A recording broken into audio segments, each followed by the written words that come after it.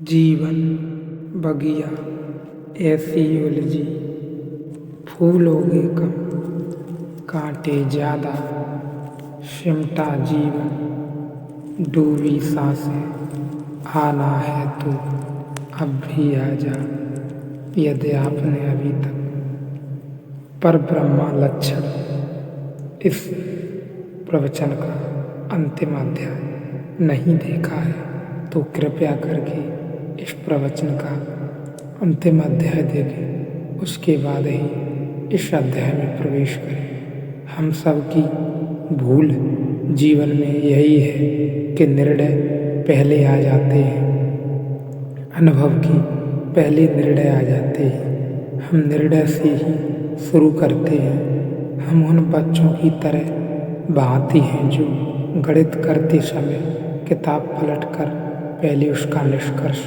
देख लेते हैं और फिर वहीं से शुरू करते हैं।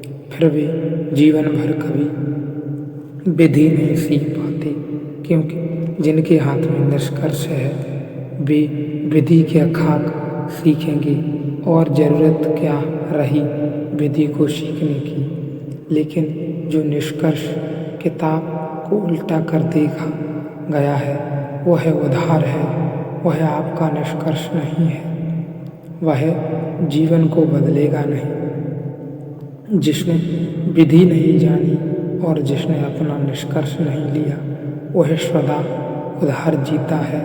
हमारे सब निष्कर्ष उधार हैं। शास्त्र में पढ़ लेते हैं अहंकार बुरा है, यह निष्कर्ष शास्त्र का है, आपका नहीं है। आप तो परिचित ही नहीं कि अहंकार क्या है।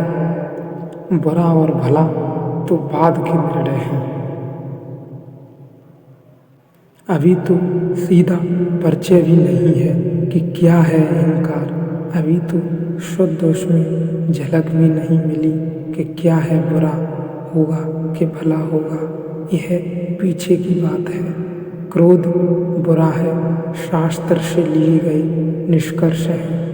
फिर हमें सब पता है क्या बुरा है क्या भला है, और हम वहीं के वहीं रह चले जाते हैं जो हम हैं। और हम सब पता है। लोग मेरे पास आते हैं, वे कहते हैं मालूम तो सब है, ऐसा क्या है जो हमें मालूम नहीं। लेकिन बदलाहट क्यों नहीं होती और मुश्किल हो गई बदलाहट में, क्योंकि इन्हें मालूम भी सब है। यह उधार जो ज्ञान है, इन्हें सब कुछ पता है। अब इन्हें सीखने का भी उपाय न रहा और बदलाहट भी नहीं होती है।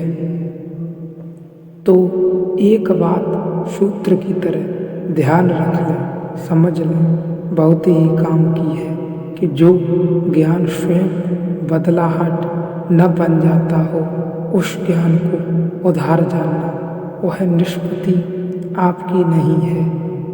उस ज्ञान को उधार जानना जो स्वयं बदलाहट न बन जाता हो वह निष्कर्ष आपका नहीं है। आपने जाना नहीं, वह अनुभव आपका नहीं है। वह सब बासा और मुर्दा है, बसा हुआ है, बासा है और सड़ा है। और हमें सब पता है। अहंकार को जाने, तय न करें अच्छा है या बुरा, सीधे दर्शन करें उसके। और जो अहंकार का भी दर्शन नहीं कर पाता, ध्यान रखें, जो अहम का दर्शन नहीं कर पाता वह तो का दर्शन न कर पाएगा, क्योंकि तू तो अहंकार तो परत है बाहर की और तू तो केंद्र है। तो अभी जो अहंकार को भी नहीं जान पाया वह तुमको क्या जानेगा।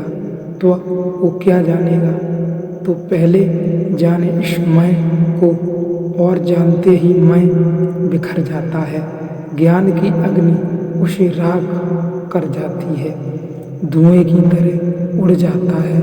लगता है जैसे कभी था ही नहीं, छाया की तरह नहीं हो जाता है।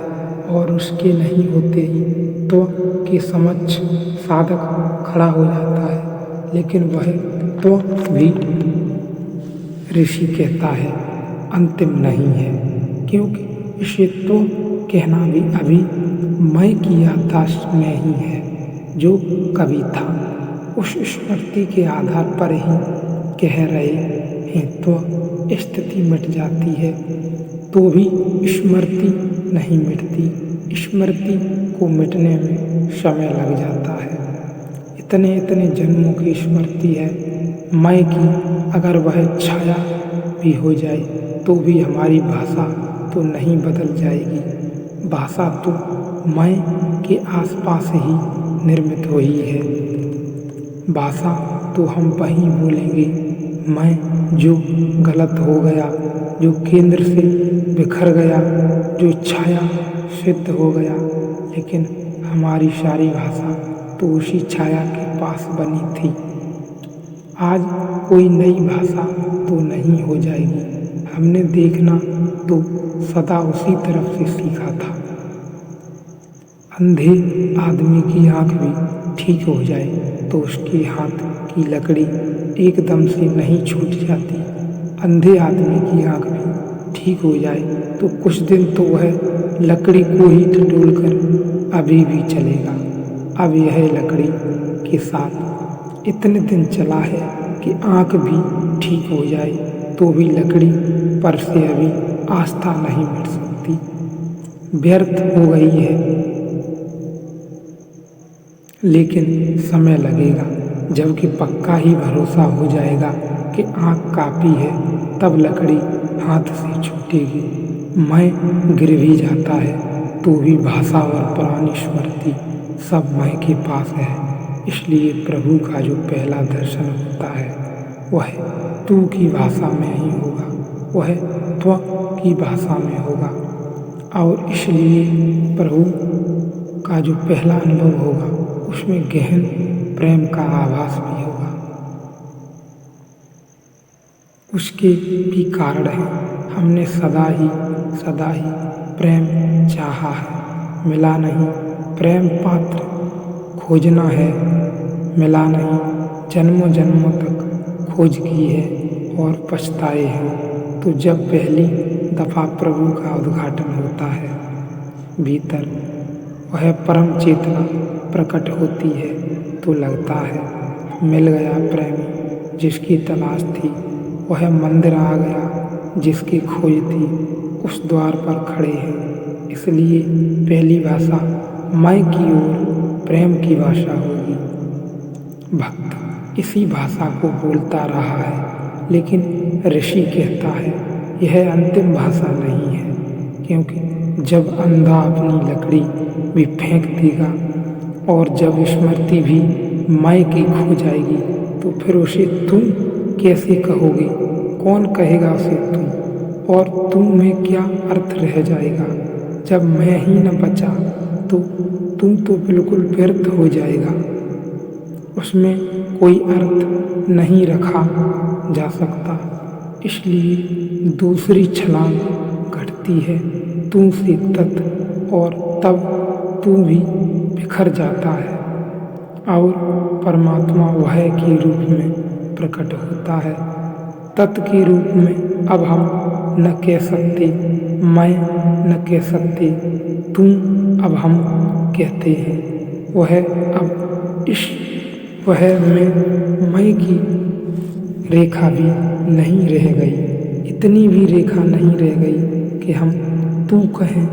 मैं खो गया पूरी तरह, जैसे पानी पर खींची लकीर खो गई, उसके साथ ही तू भी खो गया, क्योंकि वह भी उसी का जोड़ था।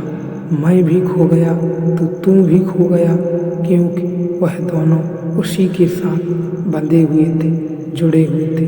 अब रह गया है वह, अब वह नाम ही परमात्मा का नाम है।